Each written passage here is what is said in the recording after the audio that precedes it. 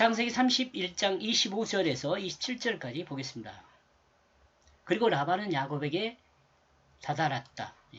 야곱을 만나게 된 거죠. 다다랐다. 예. 그리고 야곱은 그 산에 그의 그 장막을 설치했다. 그리고 라반은 그 길라산에 그 형제들과 함께 장막을 설치했다.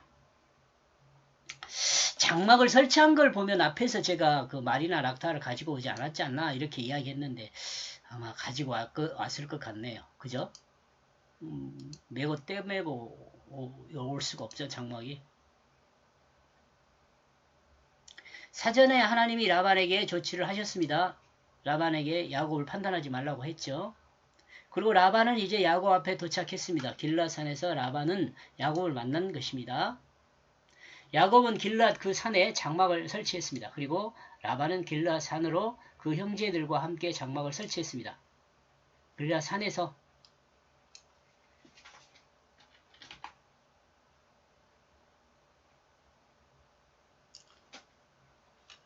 도망가고 추격하는 상황이 갑자기 안정적으로 변했죠.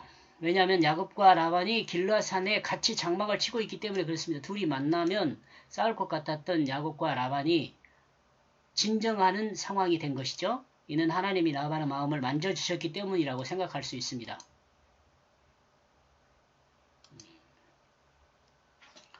라반은 하나님이 야곱을 도와서 부가 풍성해진 것을 느낀 사람이잖아요. 하나님을 의식한 사람이었잖아요.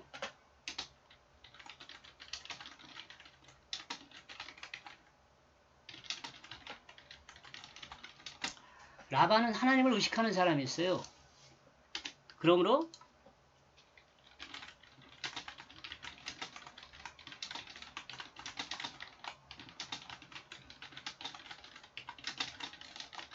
하나님의 경고를 무시할 수 없는 사람이라고 볼 수 있죠. 그죠?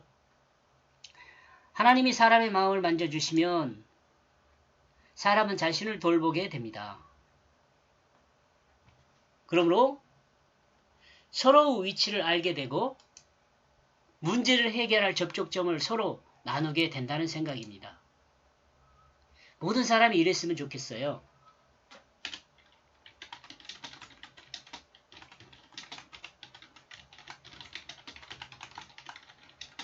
지금도 전쟁 중인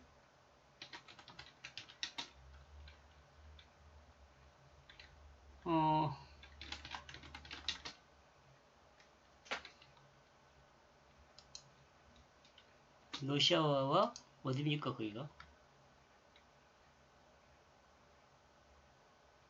나라가 생각이 안 나네요.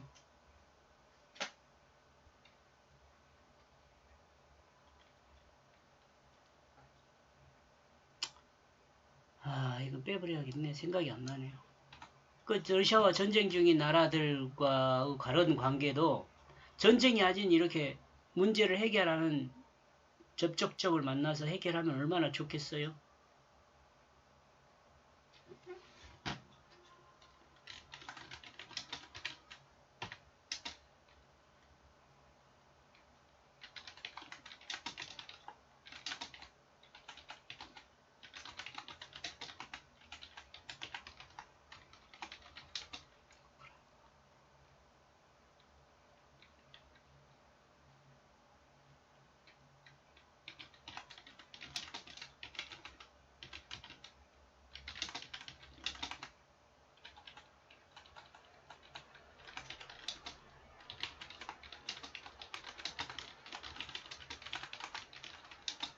예.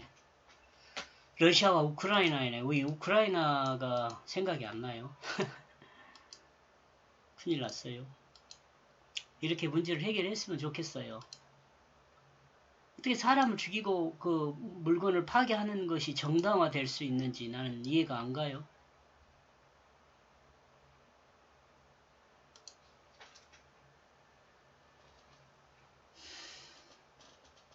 26절 그리고 라반은 야곱을 향하여 말하고 있다. 내가 어찌 이와 같이 행하였느냐? 그리고 너는 나에게 속마음을 속였느냐? 칼이 포로를 잡음같이 나의 이 딸들을 너는 끌고 가고 있다. 자기 생각이죠. 다 합의해서 같이 가는데. 도망가는 야곱을 잡은 라반은 야곱을 향해 말하고 있습니다. 그리고 세 가지 질문을 합니다. 어째서 도망갔느냐? 내 마음이 어째 나를 속였느냐? 포로를 잡음같이 내 딸들을 끌고 가느냐? 하나님은 라반에게 라반 자신의 중심으로 야곱을 판단하지 말라고 했죠. 그런데 이 질문은 모두 라반 중심에서 나온 질문입니다. 그죠? 자기식으로, 라반 자기식으로 상황을 해석한 거잖아요. 자기 생각하고 오해한 그 오해 자체로 야곱에 대해 이야기하고 있습니다. 그렇다면 야곱은 이 질문에 대답은 어떻게 대답할까요? 31절에서 32절의 내용을 정리합니다. 좀 기다려야겠네요.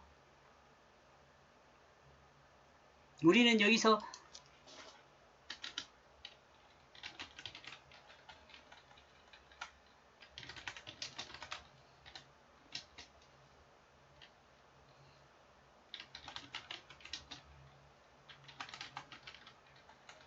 사람은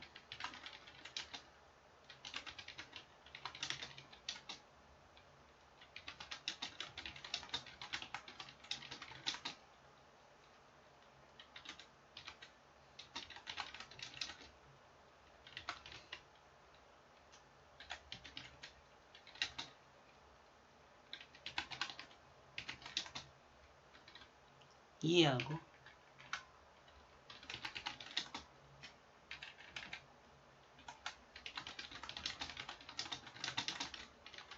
그러죠. 자신의 범위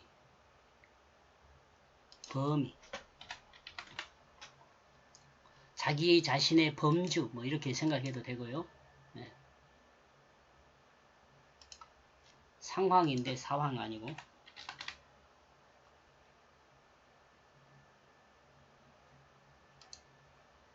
이것은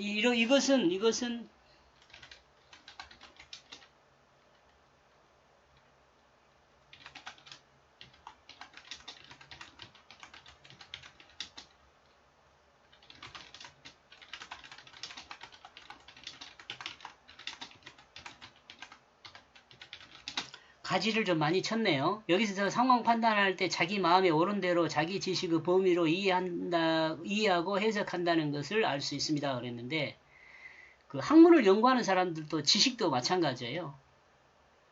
지식도 그 학파가 있잖아요. 갖고 논쟁을 하고 그러잖아요. 그런 거 보면은 그 자기 지식의 범위 밖의 것을 이해하려고 하지도 않아요. 상대편에 대한 입장을 서로 좀 왜 그렇게 생각했을까를 생각을 해야 하는데 그걸 생각을 안 하고 그러니까 논쟁을 낳더라고요. 논쟁하다 보면 사실은 논쟁을 하게 되면은 좋은 그 답을 얻을 수 있어야 좋은 논쟁이잖아요. 근데 논쟁을 하다 보면은 거리가 더 명확하게 갈려요. 이건 잘못된 거죠. 또 지식에 의한 지혜도 사용하는 것도 그렇게 되니까 주의가 되면은 먼 주의가 되면은 거리가 벌어져요. 근데 이것을 객관적으로 보는 사람은 의외로 그 전문가가 아닌 사람들이 그래요. 나 같은 사람들은 전문가가 아니니까. 아무것도 아닌 걸 가지고도 막 논쟁하고. 27절 어떻게 너는 도망가게 되어졌느냐. 그러므로 너는 나를 속였다. 너는 나의 눈에 뜨이지 않게 만들었다. 그러나 나는 너를 보냈을 것이다. 수금과 북과 노래와 즐거움으로.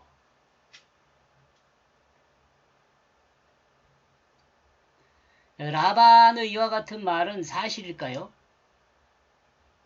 아니면 라반 역시 야곱을 속이는 것일까요?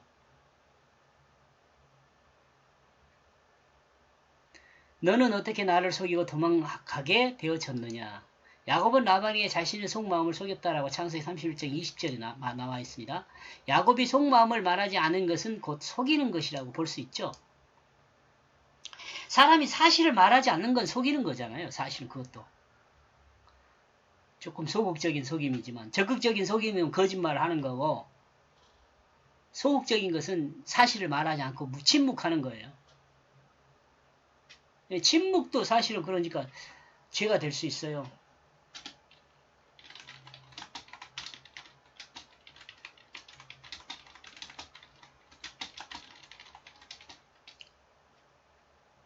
아브라함이 그 사라가 자기 여동생이라고는 말했지만 자기 아내라고 말하지 않았잖아요. 그것에 대해서 아비멜렉은 죄라고 이야기하잖아요.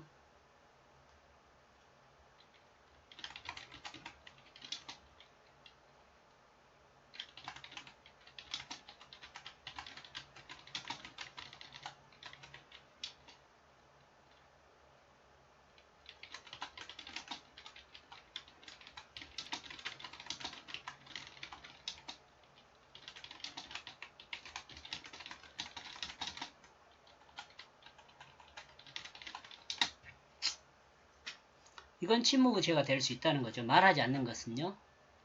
야곱도 말하지 않는 것으로 인해서 이제 오해를 산 거죠. 죄가 됐죠.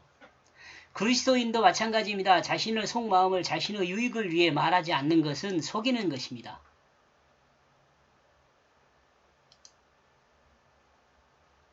그리고 이제 라반이 야곱을 속이고 있는 것으로 생각해 볼 수 있습니다.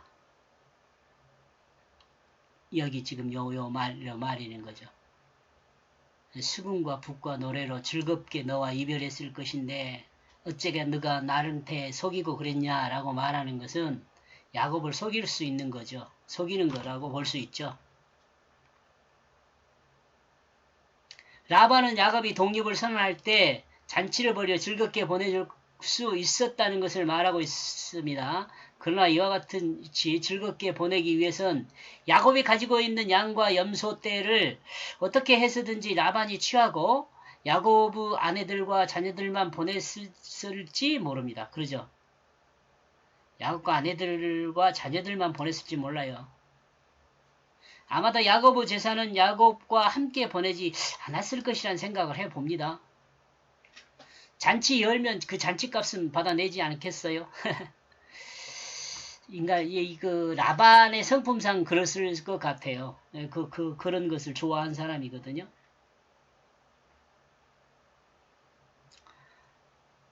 여러분은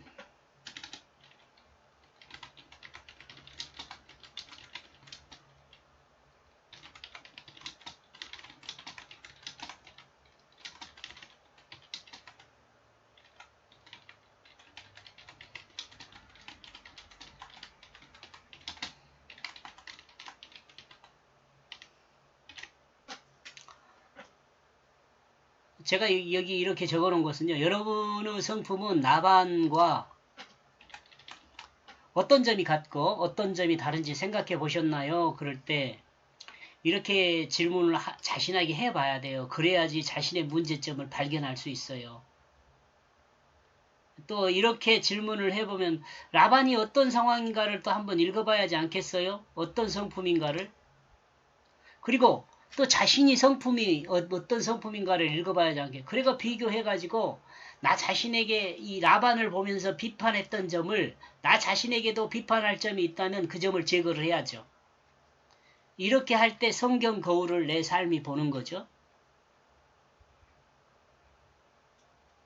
그리고 변화될 수 있어요. 여기까지 보겠습니다. 고맙습니다.